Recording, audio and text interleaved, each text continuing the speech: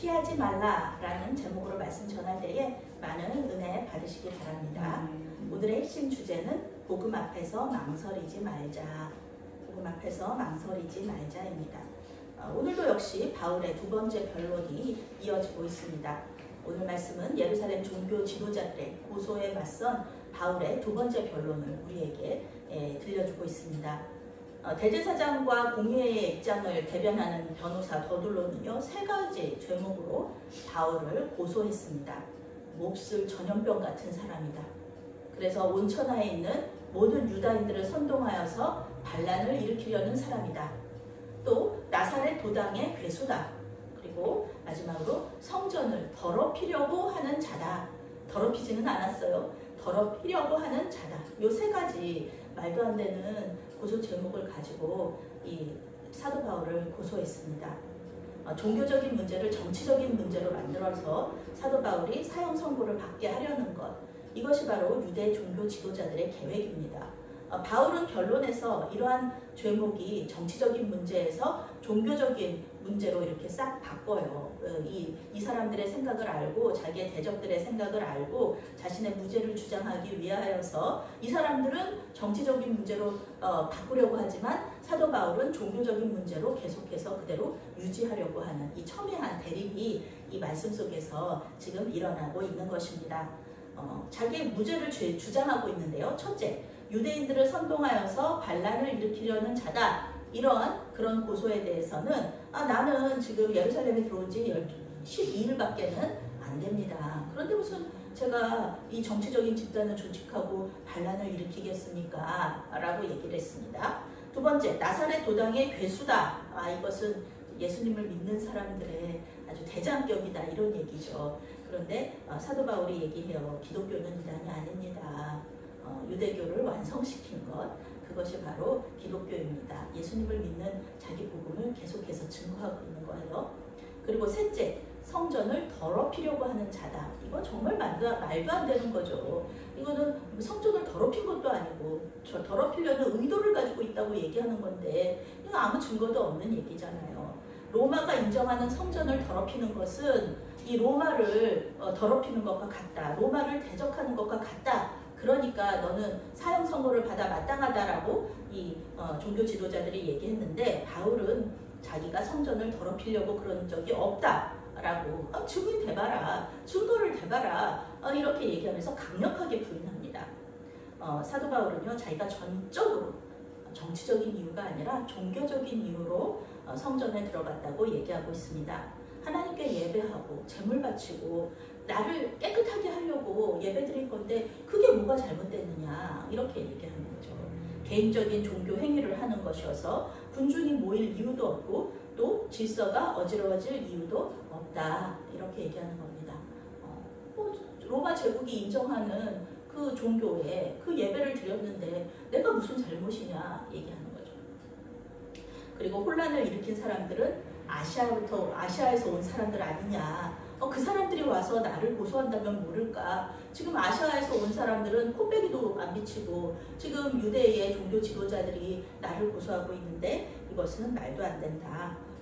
내가 잘못했으면 내가 아시아에서 전도하면서 내가 잘못했다 그러면 그 사람들더러 와서 지금 여기 와서 나를 고소하라고 얘기해라. 증인과 증거를 보여라. 이렇게 얘기하고 있는 것입니다. 아무도 아시아에서 뭐 사도 바울 잘못했다고 그러지만 아무도 사도 바울 고소하지 않았는데 무슨 사도 바울이 지금 죄를 지은 거예요. 바울은 무죄입니다. 공회에서도 사도 바울은요, 단지 한 문장만을 이야기합니다. 내가 죽은 자의 부활을 믿습니다.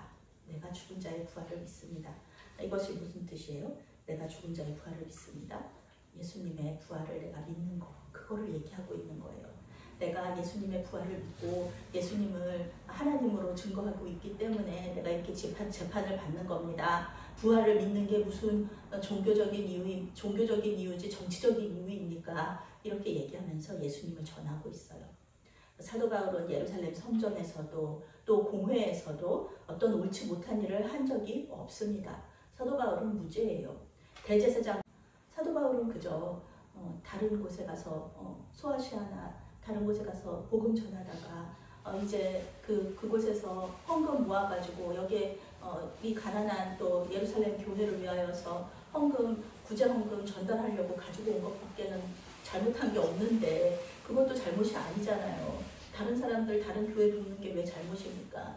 그런데 지금 여기 와서 이렇게 그 재판을 받고 있다는 것이 자기는 이제 자기가 아무 잘못이 없는 거라고 그러면서 무죄 주장하는 겁니다. 성경은 벨릭스가 이 도에 대해서 더 자세히 알았다 이렇게 말하고 있습니다. 벨릭스는요 그 로마 총독이잖아요. 그런데 이 영어 성경은요 복음에 대해서 많은 것을 알고 있다고 번역을 하고 있습니다. 그러니까 이 벨릭스가 복음을 믿지는 않았지만 복음에 대해서는 알고 있었다는 얘기예요. 너무 당연한 거죠. 이 유대의 모든 정치 상황을 다 알고 있고 종교적인 상황을 다 알고 있어야지 이 나라를 다스릴 수가 있는 거잖아요. 우리 일제강점기 때 일본의 총독들이 와가지고 우리나라를 얼마나 많이 수탈하고 그리고 박해했습니까? 우리 기독교들도 많은 사람들이 이렇게 죽임을 당하고 고문을 당했었죠. 총독들이 다 알고 있었던 거예요. 특히 우리 기독교인들이 독립운동을 했잖아요. 그래서 우리는 특히 더 많이 이렇게 괴롭힘을 당했습니다.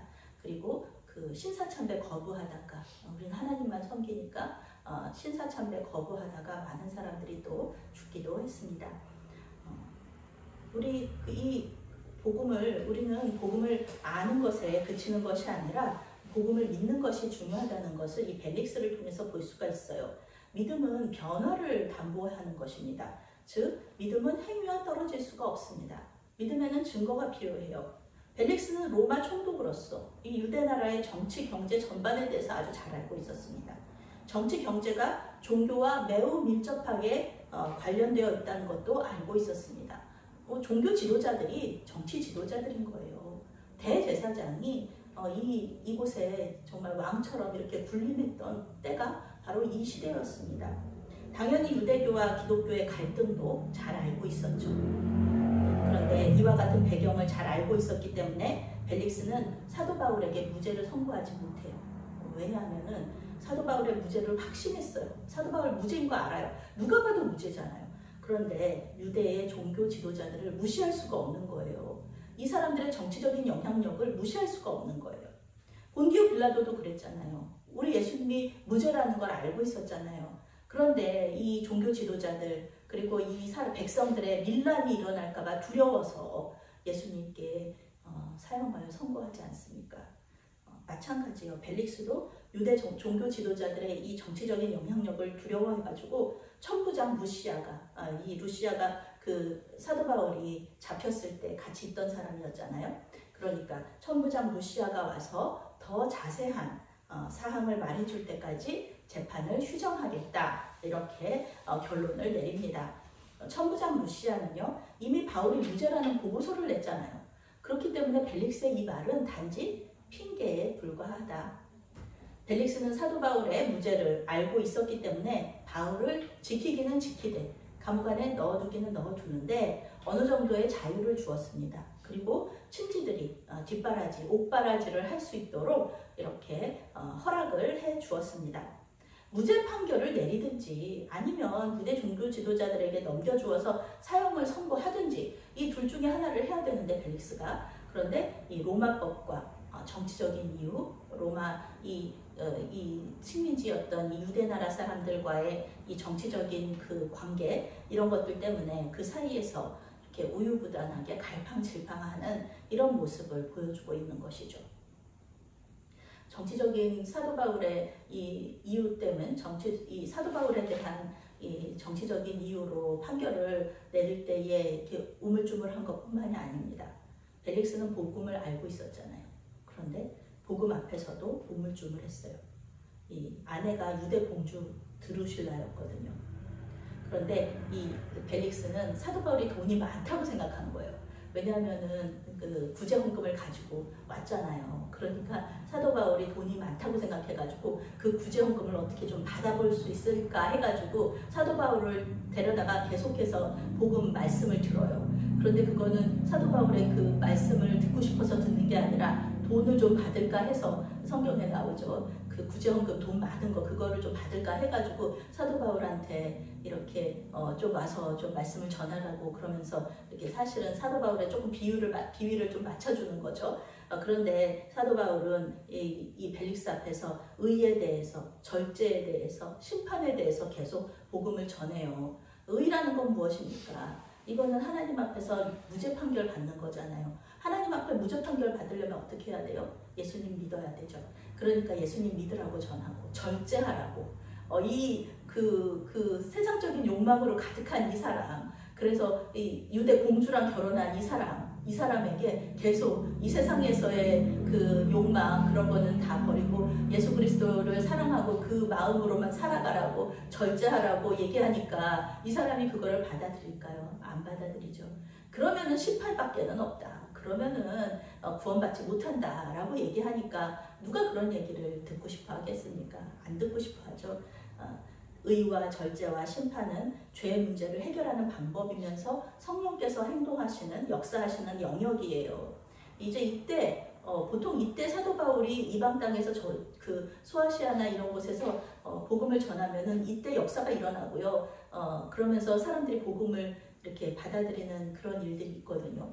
그런데 이 벨릭스는 여기까지 나가지 못합니다. 그냥 듣기는 듣는데 그것도 돈 때문에 들은 거잖아요. 그러니까 예수님을 영접하고 죄사함을 얻어서 의롭게 되거나 절제의 삶을 살고 그리고 심판에서 자유로워지는 이 복음의 이런 어떤 패턴 속으로 들어가지를 못합니다. 벨릭스는 복음과 멸망 사이에서 우유부단한 모습을 보이면서 결국 후임자가 올 때까지 사도 바울을 2년 동안이나 감옥에 그대로 가두어 두게 됩니다. 오늘 말씀에서 우리는 복음과 세상적인 가치 앞에서 우유부단했던 벨릭스의 모습 속에서 우리의 모습을 볼 수 있어야 합니다.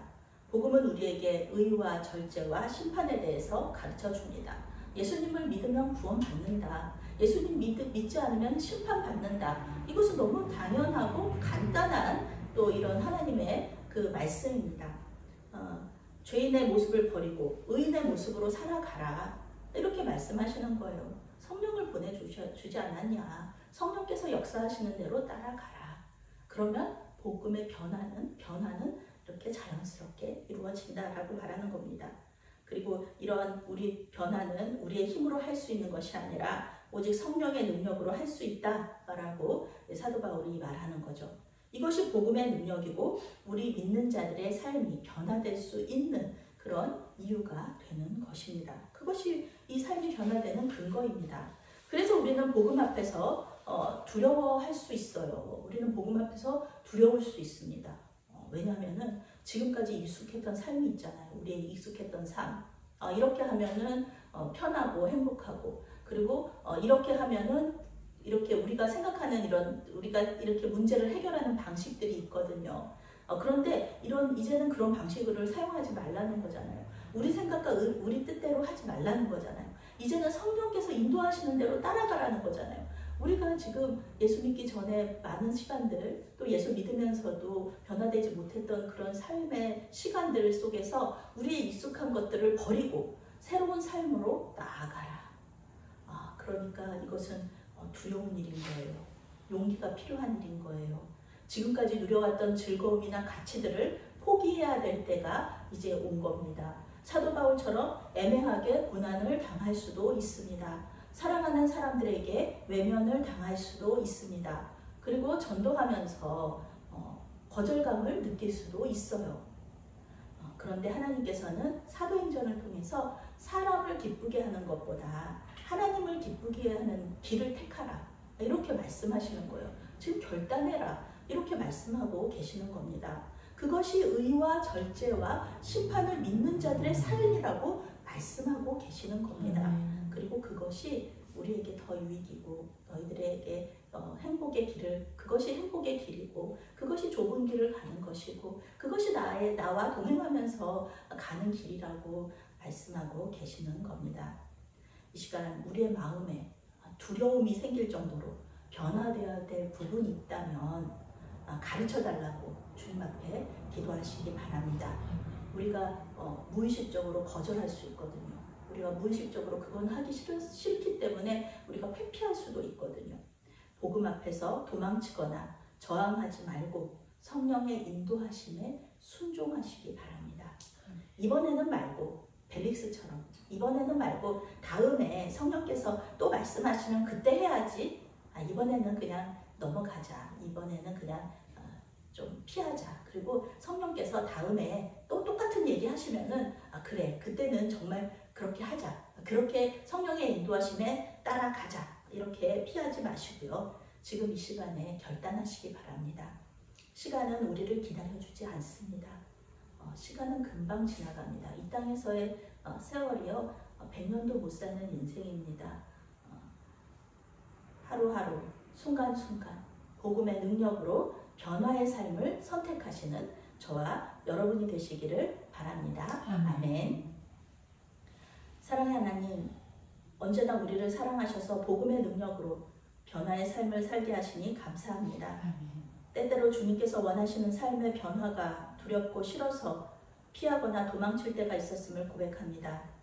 주님, 이 시간 우리에게 말씀하시고 인도하셔서 주님께서 기뻐하시는 삶의 모습으로 변화할 수 있는 용기와 통찰력을 허락하여 주시옵소서. 이 고난 주간에 회개와 변화의 역사가 일어날 수 있도록 주님께서 인도하여 주시옵소서. 예수 그리스도의 이름으로 감사하며 기도했사옵나이다. 아멘.